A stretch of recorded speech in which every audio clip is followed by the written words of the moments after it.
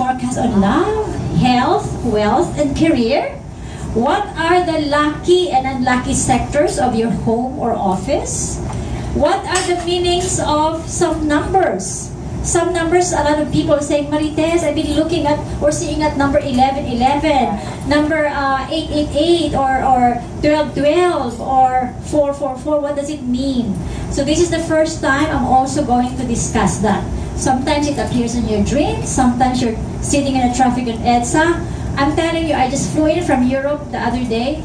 I have never seen so many 8s in my life, literally. So I'm expecting for a huge windfall to come. I claim it na. Okay? And of course, how to tap your guide spirit. Some people doesn't believe on it. So when I learned that my guide spirit is a huge quadcom, for example, that is the reason why, if you notice, if you see my timeline, you only see, by the way, on Facebook, you thought you know me well. No. Facebook only knows half of what I post. But I keep traveling a lot, but somehow I'm still around. I can have multiple events simply because my guide spirit is actually helping me. So a lot of us or all of you could have it. So it's just nice to know how to tap them. Another things, or some of the things we can expect as well, are what can you do? Like I stumbled into this thing called miracle mornings. A lot of times, because our cell phones are just being placed beside our beds, right? And then when you started using the phone, it now occupies the whole time, Facebook, social media, etc. I know my husband is like nodding like, I'm sorry, honey. Honey, I just turned 51 today, so I'm gonna make a change. So there are tips on what you can make your time better. So I'd like to share that as well. Creation of a wealth base, because it's very important that we have to create something as a new beginning for 2020. A wealth base is actually a combination of auspicious symbols that you can create in a vase and that you can bring home before the Chinese New Year. So it's good to have that before the year ends.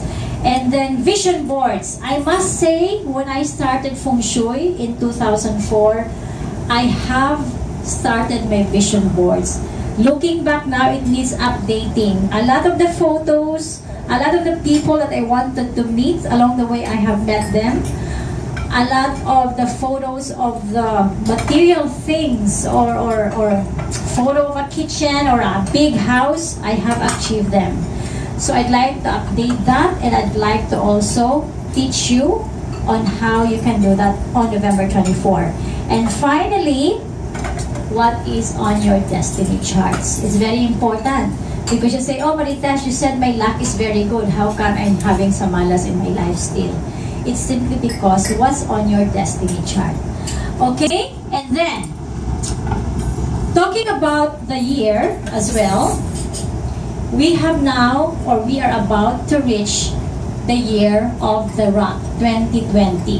The rat is the number 1 in the sign of the zodiac, okay? It begins with rat, then 2021 is ox, 2022 is tiger, then followed by rabbit, dragon, snake, horse, sheep, monkey, rooster, dog, and boar. Okay? So, this year, mga kaibigan, we always produce the Almanac. This is our Almanac that's going to be available soon in Friga boutiques and of course the bookstores around. You can also shop online, by the way, beginning after November. We will now be doing full swing on our e-commerce site. So a lot of our things you can already buy online. So the importance of this Almanac is you can now check like all the time what are the lucky days, what are the suitable things to do, what are the unlucky days, even on a daily basis. So it's very, very handy, and we will be launching our app version 3. This is our 3rd year. Marites Allen, Feng Shui Almanac on App Store and at Google Play by end of November. So this is like the expanded version of what you can see in the Almanac. So every day you can see what are the things to do. Success day ba yan? Receive, open. If you wanna move house, sign contract, renovate, travel.